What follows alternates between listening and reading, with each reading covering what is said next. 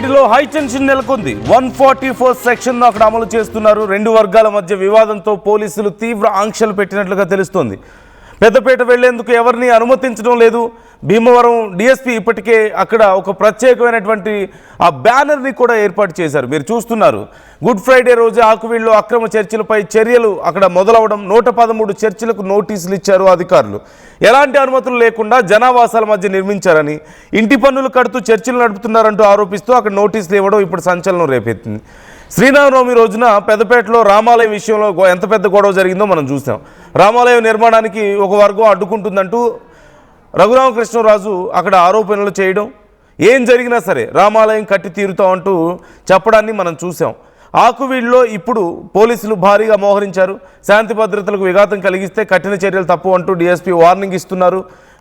అక్కడ ఒక బ్యానర్ని కూడా ఏర్పాటు చేశారు. ఎలాంటి జాగ్రత్తలు తీసుకుంటున్నారు, ఏమి యాక్షన్ ఉంటుంది అనే దానికి సంబంధించి ఇక్కడ పెద్దపేటలో ఉన్నటువంటి రామాలయాన్ని చాలా ఏళ్లుగా అక్కడ రామాలయం ఉందని, అది శిథిలమైపోతుందని, ఆ రామాలయాన్ని తిరిగి నిర్మిస్తానంటూ రఘురామకృష్ణరాజు శ్రీరామనవమి రోజు అక్కడికి వెళ్ళారు.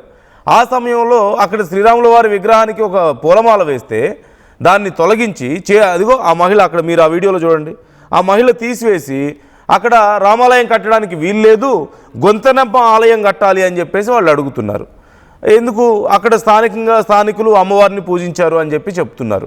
కాకపోతే ఇక్కడ రఘురామకృష్ణరాజు ఏం చెప్తున్నారు, వాళ్ళు అసలు అక్కడ గొంతెనమ్మ ఆలయం గురించి కాదు, కొంతమంది క్రిస్టియన్స్ ఉన్నారు, వాళ్ళు ఇదంతా వ్యవహారం నడిపిస్తున్నారు, అక్కడ చర్చిలు ఉన్నాయి, సుమారుగా 100కు పైగా చర్చిలను ఎలాంటి పర్మిషన్ లేకుండా అక్కడ నడిపిస్తున్నారు, ఇళ్ళకి పర్మిషన్ ఉందే తప్ప చర్చిలకు పర్మిషన్ లేదు అక్కడ అని చెప్పేసి, ఇళ్లకు పన్ను కట్టి వాటి రూపంలో చర్చలు నడిపిస్తున్నారు అని చెప్పేసి వాటికి నోటీసులు ఇవ్వడం ఇప్పుడు మనం చూస్తున్నాం. సో గుడ్ ఫ్రైడే రోజే నోటీసులు రావడంతో ఇంకోవైపు ఈ వైపు వర్గంలో ఆందోళన వ్యక్తం అవుతుంది. అక్కడ రఘురామకృష్ణరాజు ఏమో దీని వెనక అందరూ క్రిస్టియన్స్ ఉన్నారు, కొంతమంది వాళ్ళే ఇదంతా అడ్డుకునే ప్రయత్నం చేస్తున్నారు, రాముల వారి విగ్రహం అక్కడ ఎట్టి పరిస్థితుల్లో మళ్ళీ ప్రతిష్ఠిస్తాం, గుడి కడతాం, 8 శతాబ్దాల పాటు ఆ విగ్రహం నిలిచి ఉంటుంది, ఖచ్చితంగా కృష్ణశిలతో మేము విగ్రహాన్ని కట్టి తీరుతాం అని చెప్తున్నారు. మరో హిందూ సంఘాలన్నీ ఇందులో పాల్గొంటాయని చెప్తున్నారు.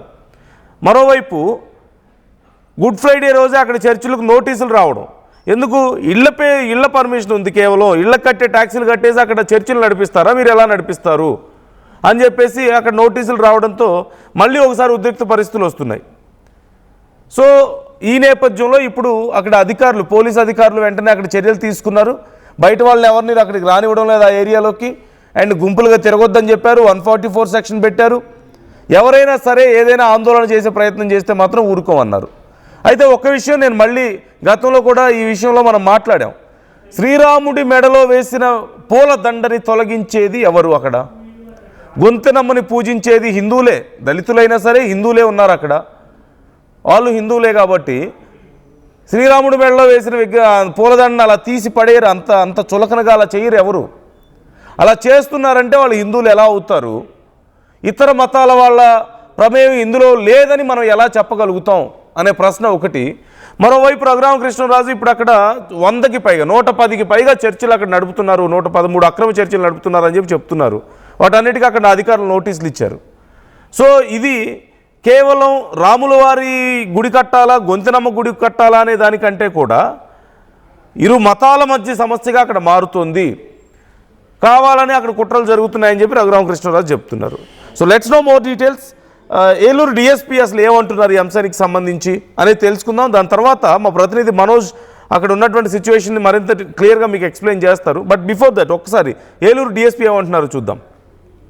రెవెన్యూ పరిధిలో ఉన్నటువంటి ఆకువీడు మండలంలో గుడి దగ్గర ఒక చిన్న సమస్య ఉత్పన్నం కావడం, సో దాని గురించి ఏం చేసామంటే ఫర్దర్ గా లా అండ్ ఆర్డర్ ప్రాబ్లమ్స్ ఏమి రాకుండా చూసుకునే క్రమంలో 144 సెక్షన్ మొత్తం మండలానికి విధించడం జరిగింది. At the same time 145 section ప్రకారంగా ఏదైతే సమస్యాత్మకంగా తయారైందో ఆ ప్రదేశాన్ని మనం బార్బిక్ వైర్ తోటి మొత్తం చుట్టూరా బ్యారికేడింగ్ వేసి అక్కడికి ఎవరు వెళ్లకుండా ఊర్లో మనం పికెట్స్ వేయడం జరిగింది.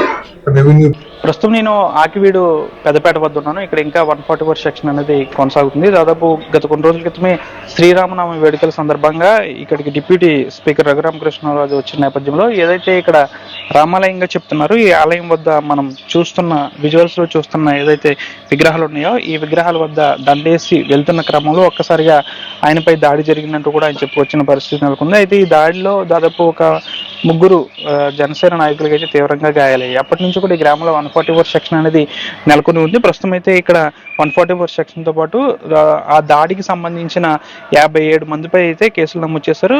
కొన్ని రోజుల క్రితమే మరొక 5 నుంచి 6 పై కూడా కేసులు నమోదు చేసిన పరిస్థితి కూడా నెలకొంది. ప్రస్తుతానికి అయితే ఇక్కడ ఒక కర్ఫ్యూ వాతావరణం అనేది నెలకొందని చెప్పొచ్చు. ఎందుకంటే 144 సెక్షన్ ఉంది కాబట్టి ఈ గ్రామస్తులు కూడా భయాందోళన చెందుతున్నారని చెప్పాలి. పూర్తిగా కూడా ఇక్కడ కర్ఫ్యూ వాతావరణం ఉండడంతో ఈ గ్రామస్తులు కూడా భయాందోళన చెందుతున్నారు. నిత్యం కూడా తాము ఎక్కడికి వెళ్ళాలన్నా ఇబ్బందులు పడుతున్నాము, స్కూల్ పిల్లల్ని తీసుకువెళ్ళాలన్నా తీసుకురావాలన్నా, అంతేకాకుండా ఎవరికైనా మెడికల్ ఎమర్జెన్సీ అయినా కూడా ఇక్కడ నుంచి వెళ్ళాలంటే కొన్ని కండిషన్స్ కూడా పెడుతున్నారంటూ కూడా గ్రామస్తులు వాపోతున్న పరిస్థితి కూడా నెలకొంది.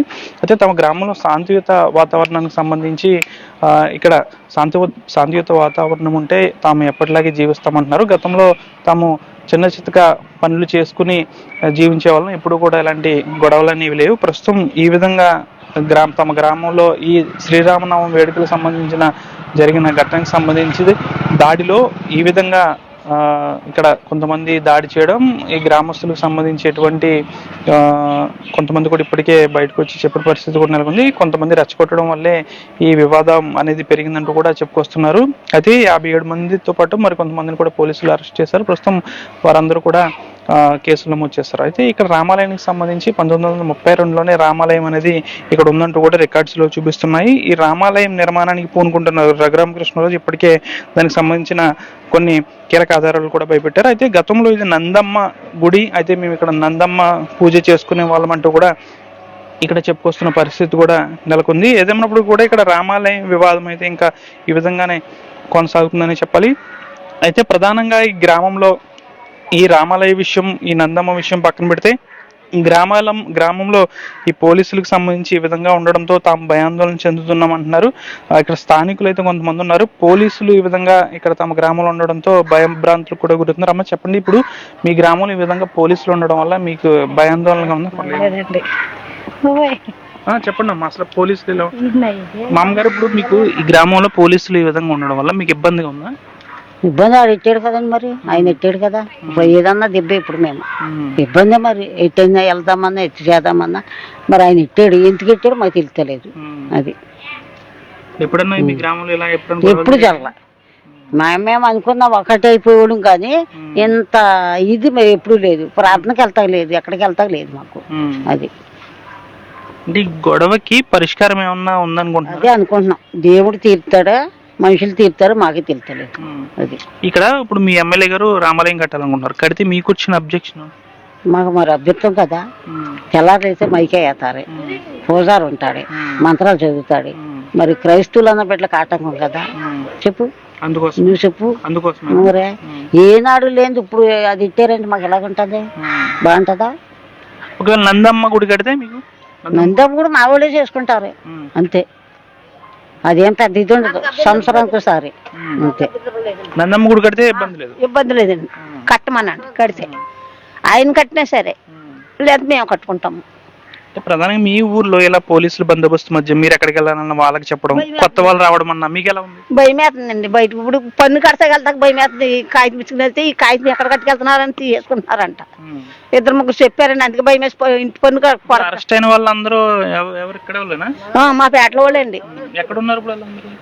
రాజమండ్రిలో ఉన్నారంటండి కొంతమంది భీమవరం ఉన్నారంట, కొంతమంది ఏలూరులో ఉన్నారంటండి. మరి మాకు తెలియదు ఎంతమంది ఉన్నారో ఎక్కడ మాకు తెలియదండి. ఇప్పుడు ఈ వివాదం ఏదైతే మీ ఊరుందో, వివాదం పెద్ద ఎత్తున 2 రాష్ట్రాల్లోనూ సంచలనంగా మారింది. ఈ వివాదానికి పరిష్కారం రావాలంటే పెద్దవాళ్ళకి మీరు ఏం చెప్తారు? రావాలి కదండి, పరిష్కారం తీర్చాలి కదా మాకు. మరి మాకు న్యాయం చేయరండి, మేము లేబరు, తెల్లారులు అయితే కూలి పనికి వెళ్ళకపోతే మాకు బతుకులేదండి. మరి మాకు న్యాయం చేయాలి కదండి. కుర్రోళ్ళు వెళ్తేనేమో తీసుకెళ్ళిపోతున్నారండి. భయం వేసి 2 రోజులు ఉండమండి ఇంట్లో, మరి తింటా పోవద్దండి మాకు. అంటే ఆ రోజు దాడి జరిగింది కదా, అప్పుడు మీరు ఇక్కడ ఉన్నారా? ఉన్నామండి. అంటే దాడి జరిగినప్పుడు కొంతమంది బయట వ్యక్తులు వచ్చి రెచ్చగొట్టారని మీ కాలనీ వాసులు చెప్తున్నారు, ఎంతవరకు కరెక్ట్? పుట్టిది అలా చెప్పించారండి. పుట్టిదండి బయట వాళ్ళు వచ్చారో లేదో పాపం ముందు మాకు తెలియదు. ఆ జనంలోను ఉంటాక మేము అందరం ఇక్కడే నుంచున్నామండి. ఆ జనంలో మరి బయట వాళ్ళు వచ్చారో లేదో కానీ ఈ కొంతమంది అలా చెప్పిస్తున్నారండి. మరి ఎవరు చెప్పిస్తున్నారో మాకు తెలియదు. ఇప్పుడు మీ ఎమ్మెల్యే గారు మిమ్మల్ని పిలిచి కూర్చోబెట్టి మాట్లాడితే మీరు అన్ని చెప్తారా? చెప్పుకోవడానికి సిద్ధంగా ఉన్నారా? చెప్పుకుంటామండి, మా వాదన చెప్పుకుంటాం. మరి మేము తెల్లారేసి పనికి వెళ్ళి వాళ్ళం కదండి. మరి పనుల్లోకి మరి ఎక్కడో ఈ లోళ్ళకి వెళ్ళి వాళ్ళు ఇబ్బంది అయిపోతుందండి. వద్దారంటే వచ్చినా మీరు ఎక్కడ ఆగిపోతున్నారు, మీరు ఎక్కడికి వెళ్ళారు, నడవండి అంటే ఇలాగే లోడికి వెళ్ళామండి బాబు, ఇగో నీసు పట్ల అని చూపిస్తుంటే వదులుతున్నారు. ఎప్పుడైనా ఉంది అలా గ్రామం? ఎప్పుడు లేదండి. నాకు పెళ్ళి అయ్యి 50 సంవత్సరాలు అవుతుందండి. ఏనాడు ఇటువంటి గొడవ తెలవదండి. అయితే మీరు నిత్యం ప్రతి సెకండ్ భయపడుతూనే ఉంటున్నారు. ఇప్పుడు ఈ నెల మటు ఈ పోలీసులు వచ్చిన కానించే భయం అవుతుందండి. అంతకుముందు భయం అంటే మాకు తెలవదండి.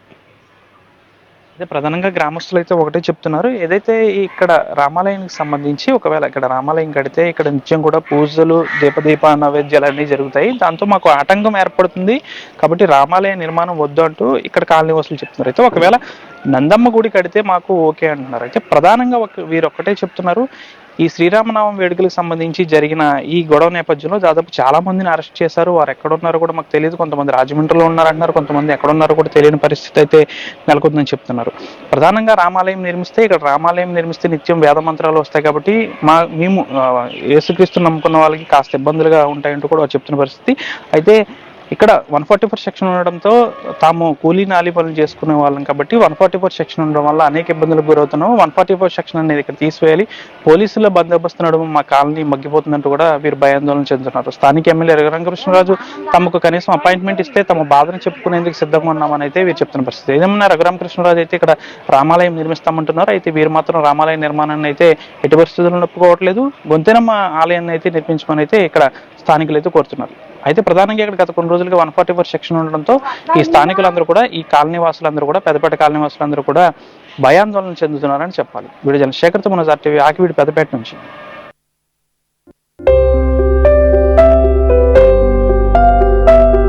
చిన్న చిన్న ఆనందాలు 35 ఏళ్లుగా నా జీవితంలో లేవు.